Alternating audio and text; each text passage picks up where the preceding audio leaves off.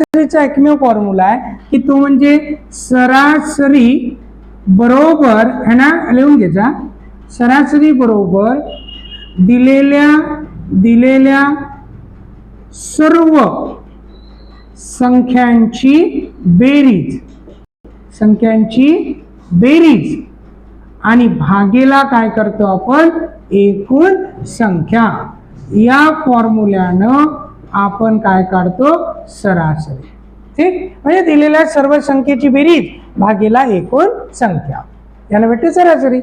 13, 17, 27, 3 यांची सरासरी काढायचं असेल तर काय करायला लागेल, सरासरी बरोबर है ना, सरासरी बरोबर दिलेल्या सर्व संख्यांची बेरीज म्हणजे 13 अधिक 17 अधिक 27 अधिक 3 भागेला एकूण संख्या किती आहे, 4. मग आता है ना, मग या 13 आणि 17ची बेरीज किती होऊन राहिली, 13 आणि 17 30 आणि हे सुद्धा किती 30, 60 भागेला किती मग 4, किती येते सरासरी 15.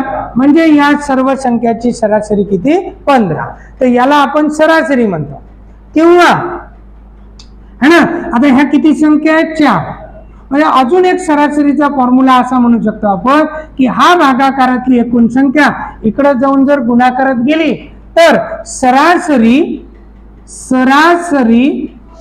गुणेला है ना, सरासरी गुणेला एकूण संख्या, म्हणजे हा तो नेहमी कामात येते. सरासरी गुणेला एकूण संख्या म्हणजे काय असते, काय भेटते, सर्व संख्यांची बेरीज भेटते. ठीक आहे ना. केव्हा केव्हा आपल्याला बेरीज दिली असेल, केव्हा केव्हा आपल्याला सरासरी एकूण संख्या आहे ना, तर फॉर्म्युले पाठ पाहिजे की सरासरी गुणेला एकूण संख्या काय होते, बेरीज. 5 मुलांच्या वजनाची सरासरी किती आहे, 58 किलोग्राम. आता लक्ष देऊ आपण की सरासरी गुणेला जर आपण एकूण संख्या केलं, सरासरी गुणेला एकूण संख्या है ना, तर काय भेटते, सर्व संख्यांची बेरीज. हे तर आपल्याला माहित आहे, सरासरी गुणेला एकूण संख्या दिलेल्या जेवढी संख्या असतात त्या सर्व संख्येची बेरीज. मग आता 5 मुलं आहे, किती संख्या आहे मग 5, किती मुलं आहे 5, म्हणजे संख्या 5 आणि त्यांची सरासरी किती आहे 58. म्हणजे 58 गुणेला 5 काय भेटन, त्या सर्व 5 मुलांचं एकूण वजन भेटन, पूर्ण वजनाची बेरीज भेटन. सरासरी गुणेला एकूण संख्या काय भेटन, बेरीज. म्हणजे 8 पंच 40 0, 8 4, 5 5 25 आणि 4 29. म्हणजे त्या 5 मुलांचं एकूण वजन असेल 290 किलोग्राम. ठीक आहे इथपर्यंत. आता 6व्या मुलाचं वजन मिळवलं, मग 6 मुलांच्या वजनाची काय भेटन, बेरीज बरोबर. आता हे वजन आहे 290 5 मुलाचं, त्याच्यात मिळवलं आपण 6व्या मुलाचं 70 किलोग्राम है ना. ठीक, मग आता कावीन या दोघांची बेरीज किती झाली, 360 किलोग्राम. ओके इथपर्यंत. हे 360 किलो वजन किती लोकांचं असेल, 6 मुलांचं एकूण वजन. पण आता आपल्याला प्रश्न केला तर नवीन सरासरी किती, म्हणजे त्या 6 मुलांची सरासरी किती वजनाची, 5 मुलाच्या वजनाची सरासरी 58 आहे, नवीन सरासरी किती. म्हणून नवीन सरासरी म्हणजे 6 मुलांची सरासरी बरोबर है ना. मग दिलेल्या सर्व संख्यांची बेरीज 360 भागेला किती लोक आहे 6, 6 6 36, तर नवीन सरासरी किती मग 60 किलोग्राम. समजत आहे. हे होतं पद्धतशीर आपण पाहिलं, पण याचं शॉर्टकट पाहू ना थोडस. ठीक आहे, ठीक पहा मग याचं शॉर्टकट पाहू आपण. आता शॉर्टकट पाहू है ना. याचं शॉर्टकट काय, तर 5 मुलांच्या वजनाची सरासरी किती किलोग्राम आहे, 58 किलोग्राम. कन्सेप्ट समजून घ्या पहिल्या, तर शॉर्टकट समजा. आता 5 लोकांची सरासरी आहे 58 किलोग्राम वजनाची. याचा अर्थ, सरासरीचा अर्थ काय होते, प्रत्येकाचं वजन 58 58 58 58 असं कन्सिडर केलं. कोणाचं कमी असेल, कोणाचं जास्त असेल, पण पूर्ण सरासरी म्हणजे प्रत्येकाच्या हिश्श्यावर 58 58 58 नक्की कोणाचं कमी कोणाचं जास्त, प्रत्येकाचं 58 58 58 असं प्रत्येकाचं. ओके, नक्की कोणाचं कमी असेल कोणाचं जास्त असेल. ओके ठीक, पण सर्वांची पाचहीची बेरीज केली तर 58 गुणिले 5 करून सुद्धा बेरीज होते. मग आता हे असे किती जण आहे? 5 व्यक्ती. ओके, 5 व्यक्ती असे 5. आता समजा 6वा विद्यार्थी आहे, त्याचंही वजन 58 किलोग्रॅम असतं. 6वा व्यक्ती आहे त्याचंही जर हा 6वा आहे आणि त्याचंही जर 58च असतं, समजा त्याचं 58 आहे काय? नाही, त्याचं किती आहे? 70. पण समजा 58 असतं तर सरासरी किती राहिली असती? 58च राहिली असती. नवीन सरासरी पण अजून 7वाला त्याचंही 58 किलोग्रॅम असतं तर त्या सर्वांची सरासरी किती राहिली असती? 58च. समजत आहे है ना? ठीक, पण या 6व्याचं वजन कसं आहे? 58 पेक्षा जास्त. म्हणजे नक्कीच इथं सरासरीची जुनी 58 आहे ती वाढन. ओके, ती वाढनच. किती न काय पाहू आपण. पण समजा त्या 6व्याचं वजन 58 पेक्षा कमी असतं तर सरासरी जी आहे ती काय झाली असती? कमी. ओके ठीक, चला हा कन्सेप्ट समजला. पण आता त्याचं वजन जास्त आहे तर किती न जास्त आहे पहा. किती आहे त्याचं? 70. पाहिजे किती होतं? 58. पाहिजे किती होतं? 58. मग 10 मधून 8 गेले किती? 2. परत 1 दिला 12. म्हणजे त्याचं वजन 12 ने जास्त आहे. त्याचं वजन कितीनं जास्त आहे? 12 न. ओके, एकदम सोपं आहे, काळजी नका करू. ट्रिक सोपी आहे, पहिले मी ट्रिक्सच एक्सप्लेन करत आहोत, मग डायरेक्ट करू पुढचं गणित. हा ठीक, म्हणजे प्रत्येकाचं वजन 58 58 असतं, सरासरी 58च राहिली असती, पण त्याचं वजन आहे 70 तर जास्त आहे. कितीनं? 12 न. मग आता सरासरी म्हणजे सर्वांना सारखं देणे. सरासरी म्हणजे सर्वांना सारखे देणे. मग हे जे जास्त आहे 12 ते सर्वांना वाटून देऊ सारख्या प्रमाणात. सर्वांना म्हणजे किती जणांना वाटायला लागल? 6 लोकांना. मग 12ला जर 6 न भागलं तर एकाच्या हिश्श्यावर किती? 2. मग प्रत्येकाला 2 2 देऊन देऊ. आता प्रत्येकाला 2 देऊ म्हणजे जिथं 58 होतं ते 2 देऊन दिलं म्हणजे किती होईल? 60. म्हणून नवीन सरासरी जिथं 58 पाहिजे होतं 2 न वाढत, नवीन सरासरी किती होईल? 60. समजत आहे? फक्त असं लिहून घ्या. मग पुढचं गणित डायरेक्ट करू. पहा आता हे गणित आपण डायरेक्ट शॉर्टकट न करू.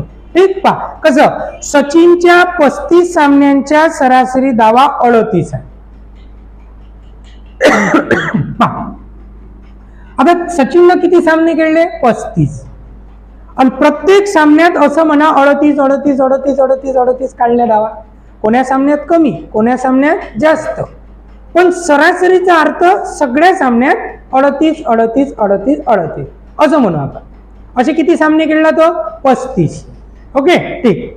36व्या सामन्यात त्यानं 110 धावा काढल्या, पण 36व्या सामन्यातही त्यानं जर 38च धावा काढल्या असत्या तर 36 सामन्याची सरासरी किती राहिली असती? 38च. बरोबर ना? पण असं झालं नाही. त्यानं किती धावा काढल्या? 110. मग ह्या 110 धावा आणि माग किती काढल्या त्यानं? सरासरी 38 है ना? मग या दोघांचा फरक घ्यायचा. ठीक आहे ना? 110 आणि 38चा फरक. 10तून 8 गेले 2, 1 दिला. 11 मधून 4 गेले किती? 7. म्हणजे किती झाले? 72 धावा त्यानं जास्त काढल्या.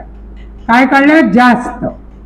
आपल्याला पाहिजे होत्या 38च, पण त्यानं काढल्या 110. 72 धावा जास्त काढल्या. मग ह्या 72 जो डिफरन्स आहे तो समान प्रमाणात सर्वांना वाटून द्यायचा आहे. सर्वांना म्हणजे किती जणांना रे? 36 जणांना वाटून द्यायचा. बरोबर ना? किती? 72. मग एकाच्या हिश्श्यावर किती जाते? तर एकाच्या हिश्श्यावर 2 जाते. ठीक आहे ना? बरोबर. मग जुनी सरासरी किती होती? 38. मग त्याच्यात किती मिळवा? 2. नवीन सरासरी किती होईल? 40. समजलं? असं सॉल्व्ह करायचं आहे. घ्या मग. सचिनच्या 47 सामन्यांच्या धावांची सरासरी आहे 45. म्हणजे 47 सामन्यांची धावाची सरासरी आहे 45. मग आता मी पद्धतशीर सांगतो पहा. 47 सामने आहे आणि सरासरी आहे 45. मग असं समजून घेऊ की प्रत्येक सामन्यात काढले त्यानं 45 धावा. असे किती सामने खेळला तो? 47. ओके ठीक. आता 48वा सामना खेळण्यासाठी मैदानावर आला. ओके कितवा सामना? 48वा. पण आपण असं म्हणू 48व्या सामन्यात पण किती धावा काढल्या? 45. सरासरी तेवढीच राहिली असती 45. ओके पण असं झालं नाही. 48व्या सामन्यात त्यानं किती धावा काढल्या? 93. नक्कीच 45 पाहिजे होत्या, हा जास्त काढल्या. मग किती जास्त काढल्या है ना, म्हणून जास्त धावा किती काढल्या? तर जास्त धावा. तर किती काढल्या? 93. पाहिजे किती होत्या? 45. ओके ठीक. आता 13 मधून 5 गेले 8 राहिले, 9 मधून 5 गेले 4. किती धावा जास्त काढल्या? 48 धावा जास्त काढल्या. मग ह्या 48ही धावा आपल्याला सर्व सामन्यांना वाटून द्यायच्या सारख्या प्रमाणात. मग सर्व सामने म्हणजे किती? 48 है ना. 48 धावा, 48 सामने है ना. म्हणून किती शिल्लक राहते? 1 धावा है ना. 1 धावा. ही 1 धाव प्रत्येक सामन्याला वाटून देऊ सारख्या प्रमाणात है ना. म्हणजे जिथं 45 होत्या प्रत्येकाच्या किती झाल्या धावा? 46. म्हणून नवीन सरासरी है ना, नवीन सरासरी किती म्हणायची? 45 प्लस 1 46. समजलं? असं करू शकता 45 प्लस 1 46. मग तुम्ही डायरेक्ट कसं करू शकता? एवढं लिहत बसाल का पेपर मध्ये? नाही ना. कसं करायचं की पाहिजे होत्या 45 काढल्या किती? 93. पटकन 93 आणि 45चा फरक घ्यायचं. किती आलं? 48. आणि पूर्ण 48 सामन्याला वाटून द्यायचं. एकाच्या हिशोबावर किती? 1. म्हणून जुनी सरासरी 1 मिळून टाका. नवीन सरासरी किती होईल? 46. ओके ठीक. लिहा मग 10 विद्यार्थ्यांचं सरासरी वय दिलं 16 वर्ष. जर त्यात वर्ग शिक्षकाचे वय मिळवले तर त्यांची सरासरी 18 वर्ष होते. ओके मग 10 विद्यार्थ्यांचं सरासरी वय कितीला? 16. मग असे 10 विद्यार्थी आहेत ज्याचं वय किती आहे? 16 असं म्हणू आपण. असे किती विद्यार्थी आहेत? 10. आणि वर्ग शिक्षक आले आतमध्ये असं म्हणू आपण, ते झाले 11वे. आणि त्यांचे वय आहे समजा 16, तर सरासरी 16च राहिली असती ना. ओके ठीक. पण आता वर्ग शिक्षक आल्यामुळे किती होत आहे? 18. म्हणजे काय होऊन राहिलं? सरासरी कितीने वाढत आहे? 2ने. सरासरी 2ने वाढत आहे याचा अर्थ पहिले सरासरी 16 होती, आता किती झाली? 18. मग हे 2 2 2 2 किती जणांना देऊन दिली? 11 जणांना. सरासरी 2ने वाढते, सरासरी 2ने वाढते. याचाच अर्थ वर्ग शिक्षकाचे वय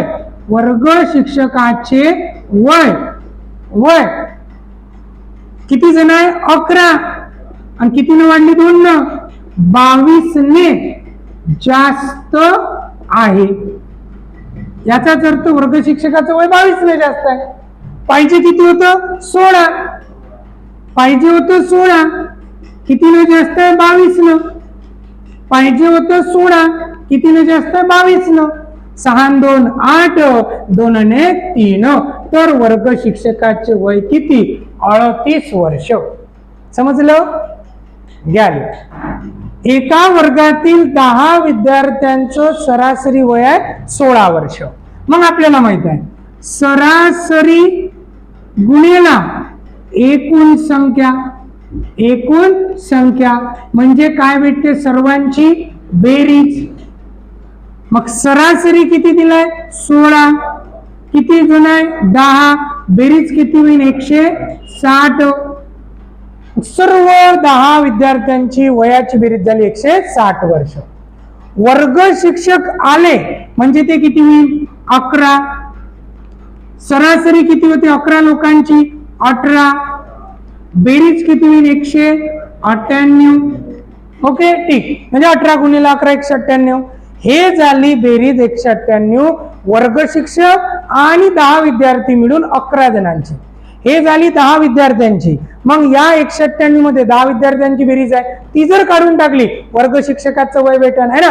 म्हणून वर्ग शिक्षकाचे वय बरोबर 198 मायनस 160 तर किती होते 38 वर्ष. म्हणून वर्ग शिक्षकाचं वय 38 वर्ष. घ्या मग आता एका बसमध्ये है ना, एका बसमध्ये सरासरी 23 किलोग्राम वजनाची 20 मुले होती. मग सरासरी 23 किलोग्राम वजनाची एकूण मुले किती 20. सरासरी गुणिले एकूण संख्या काय भेटते बेरीज. 0 शी 0, 3 2 6, 2 2 4, 460 काय झाली त्या 20 मुलांच्या वजनाची बेरीज. ओके ठीक. आता चालकासह म्हणजे चालवणारा म्हणजे नक्कीच एकूण किती लोक होईल 21. मग त्यांची सरासरी कितीनं वाढली 25 झाली है ना. म्हणजे सरासरी गुणिला एकूण संख्या काय येईल बेरीज. 25 1 25 5 8 2, 25 2 50 आणि 2 52. मग या 525 मध्ये चालकाचं पण वजन आहे आणि या 20 मुलांचं पण वजन आहे. मग हे 20 मुलांचं वजन याच्यातून काढून टाकलं तर चालकाचं काय भेटन वजन. हेच विचारलं ना. तर चालकाचे वजन किती है ना. म्हणून चालकाचे वजन बरोबर काय येईल तर 525 मायनस 460, 5 5 6, चालकाचं वजन किती 65 किलोग्राम. सरासरी है ना 50 विद्यार्थ्यांची सरासरी आहे 22. मग 22 सरासरी एकूण किती 50 काय भेटन बेरीज 0, 5 2 10 0, पुन्हा 1, 5 2 10 11. ठीक आहे. हे झाली बेरीज 1100. ओके ठीक. आता वर्ग शिक्षकाले जिथं 50 होते ती किती झाले 51 आणि सरासरी किती न वाढली 1 न किती झाले 23. 23 गुणिला 51 करा है ना. 23 गुणिला 51, 3 1 3, 2 1 2, 5 3 15, 2 17 7 1, 5 2 10 11 किती झाली 1173. मग नक्कीच वर्ग शिक्षकाचे वय तर 1173 मधून 1100 काय करा मायनस किती राहते 73. म्हणून वर्ग शिक्षकाचे वय 73.